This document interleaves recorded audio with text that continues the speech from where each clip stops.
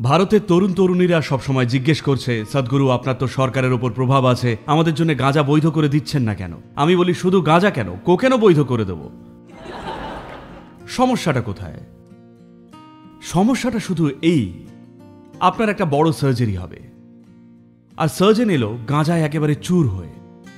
করাবেন তাকে দিয়ে সার্জারি? একদম না। অর্থাৎ আপনি বোঝেন এটা আপনার ক্ষমতা কমায়। যদি নিজের ক্ষমতা কমান, নিজের জীবনের মান লো হয়ে যায় নাকি হাই? কমে। তাহলে কখনো কিন্তু আর হাই কথাটা বলবেন না। বলুন আমি গাঁজা খেয়ে লো হয়ে গেছি। আপনি আসুন, আপনাকে দেখাবো। আমার চোখের দিকে তাকান, আমি সব সময় নেশায় চুর। হ্যাঁ দেখুন আমায়, কোনোদিনও নেশার কিচ্ছু ছুঁইনি। কারণ বিশ্বের সব থেকে বড় রাসায়নিক কারখানাটা যে এইখানেই রয়েছে।